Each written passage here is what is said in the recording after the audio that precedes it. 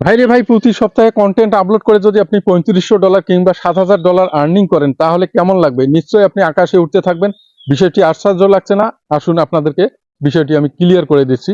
এর জন্য আমার পেজে চলে আসলাম। পেজ থেকে আপনাদেরকে আমি ইনবক্সে নিয়ে আসলাম। এখান থেকে আপনাদেরকে প্রথম একটি মেসেজ আপনাদেরকে আমি দেখাচ্ছি। এই মেসেজটি আপনারা দেখতে পাচ্ছেন।